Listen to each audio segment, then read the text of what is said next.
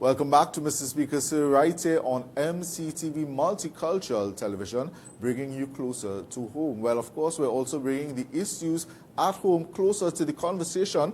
This morning, much of what we're focusing on deals with what the Prime Minister would have spoken about yesterday in his engagements with the nation, so to speak.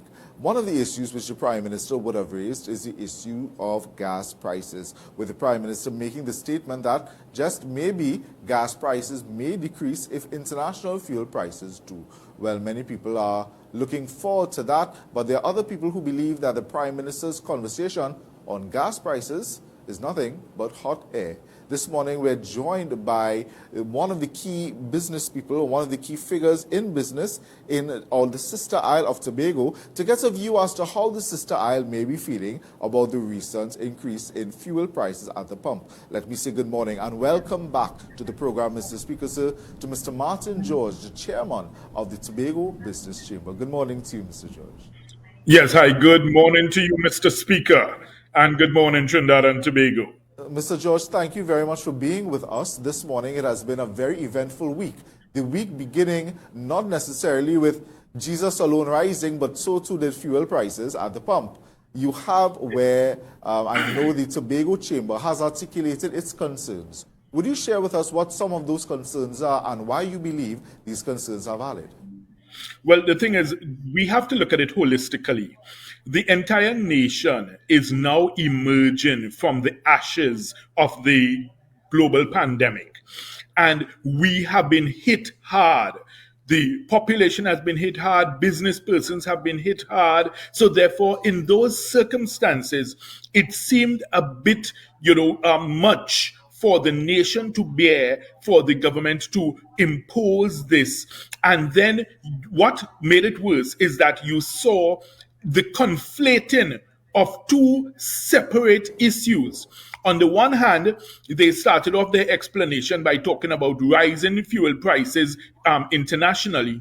Then on the next hand, they spoke about the need to reduce or remove the subsidies on fuel. Those are two totally distinct and separate issues. No one will argue that as a long-term plan, we ought not to try to reduce the subsidies, the government subsidies. But certainly to use this as your excuse and your launch pad to say, well, look, because fuel prices rise internationally, you are going to use this as a basis for reducing the subsidy. That, to my mind, doesn't make sense. If you are saying that you are increasing prices because of increased fuel prices internationally, then stick to one simple, clear narrative. When you see the finance minister and the government generally, confusing and, as I say, conflating the issues with the price subsidy, then of course the population would be confused and people would be like, well, okay, what's the need for this? Why is there the urgent need to remove subsidies now when these things have been in place for decades? And you also put it in the context of the present economic situation where businesses are now trying to get themselves back on track. They're trying to get back on their feet, So it really hits you hard because once you have the rise in fuel, that is the lifeblood of the transportation system. The transportation system is how you move your goods to provide your services and to provide products for people. So therefore, everything is going to increase. So I would have thought that a better way to manage this by the government would have been, if it is, they would have said, well, hey, listen, okay, we propose to remove the subsidy or reduce the subsidy by 1st January 2023. So at least that way you give people enough time to cushion the blow, to make the adjustment for businesses to try and, get back to some semblance of normalcy and maybe profitability. So therefore people can prepare for it. The thing is, let me tell you, governing is not difficult, I think some of our leaders make it difficult by the way they do things and the way they approach things.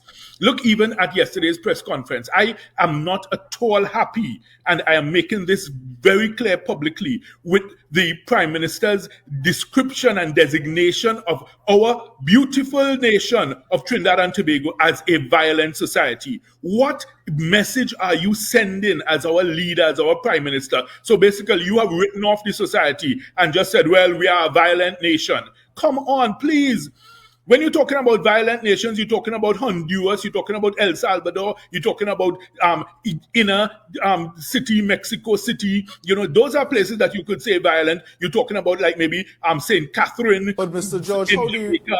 Mr. George, how do you respond to the view that the question of what is violence is relative, and that maybe Prime Minister Rowley was responding based on the murder figures, which some people may Well, say is indisputably? listen. The English language is very simple. If he wanted to say, well, okay, the murder rate is high, then that's a different thing. But to say that we are a violent society by nature, those are the words I saw reported. And that's what I'm taking issue with. You as leader, you as prime minister, you cannot categorize us that way, because what signal are you sending to the world? Can you imagine if international headlines pick that up and says the prime minister has described his own nation as a violent society by nature? What would visitors say? They will say, well, okay, all right, that's one place I'm not going. Come on.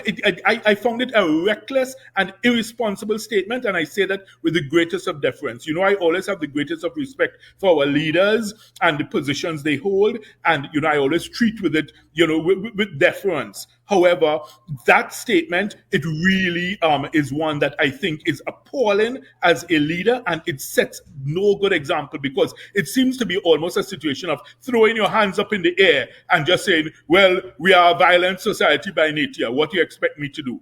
That's not the response I expect from our leaders. I'm very glad that you've segued into the issue of crime from the issue of that we were discussing earlier, the issue of gas prices. Let me ask you, Mr. George, because I know you're an attorney at law as well. We've had you on our programs with respect to different conversations. What, in your opinion, is a very necessary and urgent intervention that the state should be taking, given that we saw recently 18 shootings in just 6 days? 18 murders, yes, 18 murders in 6 days. Yeah, well, the thing is, all right. So you need to look at the question of your detection rate in terms of the police and solving murders. When you look at things like, for instance, our Forensic Science Center, it's under-resourced, understaffed. The way we do investigations is very rudimentary, basic, simplistic, as opposed to the level of sophistication that you see in first world countries. You see people doing reenactments of crime scenes. You see them making models, making displays, so therefore they can work out as to what exactly happened. That does not occur in Trinidad and Tobago. You have a policeman coming with a notebook and he's asking the most obtuse and inane questions, then writing it down longhand. Then every 2 minutes he has to ask you to repeat yourself. Then they're asking you who reporting the crime, they're asking you questions almost as if you are a criminal. They're questioning you. It's just absurd, the methodology that they employ in this year 2022. There are so many techniques that are available that can be used, and they are just not being implemented. I'm sure if you ever had the experience just reporting a simple road traffic accident, you see how archaic, outdated, and outmoded our system is. First of all, they're still recording everything longhand. You see the policeman pulling a big notebook and then picking up a pen and they're writing, and they're taking about 2 or 3 hours just to take a simple statement about a road traffic accident. Come on, we really need to get our act together as a nation, and there are simple things that they can do to put a stop to these things. Look, for instance, the police service. We do not have a proper marine patrol unit yet for the police service. And then there's always the turf war and the jurisdictional issue between the police and the Coast Guard, because the police are saying, well, we don't have a marine branch, so we can't go out on the water. We have to depend on the Coast Guard to try and stop the flow of guns. Then the Coast Guard is saying, well, look, once it hits land, then they don't have any jurisdiction. It's the police. And the police are supposed to be equipped and resourced with a full patrol system with their own marine branch. They're not supposed to be relying on the Coast Guard to do the patrols, because where else the guns are coming from? We don't manufacture guns in Trinidad and Tobago. So they have to be coming from outside of Trinidad and Tobago. So if they're not coming in by air, then they're coming in by sea. I mean, it's simple mathematics. Why haven't we gotten these things under control? Where are the drugs coming from? We don't plant coca or manufacture cocaine in Trinidad and Tobago, so therefore it has to be coming in from outside. So, if you follow me, but there appears to have been a lack of political will to take the bull by the horns and confront these issues. And, I mean, again, that's why I am saying that, I was particularly disappointed with the Prime Minister's statement yesterday, because by just simply saying we are a violent society by nature, then it almost sounds like that you've given up. Mr. George, one of the things that really becomes critical at this point, if we can go back to the conversation on economics, and I thank you for your views on the issue of crime, is the question of tourism. We saw where recently the government has administered a notice that they're looking for a new operator for Magdalena. We've also seen where a new air carrier operator services are operating out of Tobago into other destinations. What are some of your views on the impact that this gas price may have on making Tobago competitive, given the ups and downs with the tourism industry? Well, the thing is, I'm not sure it would necessarily impact directly on the tourism industry, save and except that maybe the price of goods, to supply for your tourist industry would go up. But in terms of whether that will increase or decrease visitor arrivals, I don't see it as having that type of knock-on effect. In terms of that issue with the Magdalena and looking for a new operator, I would hope that the government is seeking to engage the services of an internationally recognized brand. We in Trinidad and Tobago still do not understand the value of brand tourism. We don't seem to get that, because if we did, we would never have chased away sandals and beaches. Those are two of the most recognized international brands in the hotel industry. And I am so proud to know that that is a Caribbean-born indigenous brand. Beaches and sandals are Caribbean. They are from out of Jamaica. So therefore, we should have embraced that opportunity when Tobago had the chance, for that investment, because there are people from all over the world who know that brand, and they will fly to your destination simply because of that brand. So we can't continue to bury our heads in the sand and feel, well, we have seawater and sand, so therefore people must come. Please, let's not kid ourselves. Let's not kid ourselves. You go in so many other places, and the thing is, we have this archaic and antiquated notion to say, well, even in the US, that they must come to the Caribbean for sea and sand. Stop fooling yourself. You go along Hollywood in Florida, Hollywood Beach. You look at that stretch of beach, beautiful white sand, lovely crystal clear water. They have it there. So therefore, you have to offer something more than just seawater and sand. You go along Fort Lauderdale Beach, you go down Miami Beach, crystal clear water, beautiful white sand. So we got to get our heads out of the clouds and understand the reality of what is taking place, and realize that, look, we need to get with it and get with the game. So I am hoping that we get some international brand to at least run the hotel in Tobago, that if it is that Magdalena is no longer going to be doing so. And I hope the government gets this on board as quickly as possible. I would also love if it is that they can reopen the negotiations with Sandals, because since Tobagonians, voiced their opposition to Sandals, we saw that Sandals open a new one in Curacao. We saw them open a new one in St. Vincent. So while we are being stupid and inane about these issues, other Caribbean islands recognize the value of the brand and they are reaching out and saying, hey, listen, okay, forget Tobago. If they don't want you, come by us. And that's exactly what happened.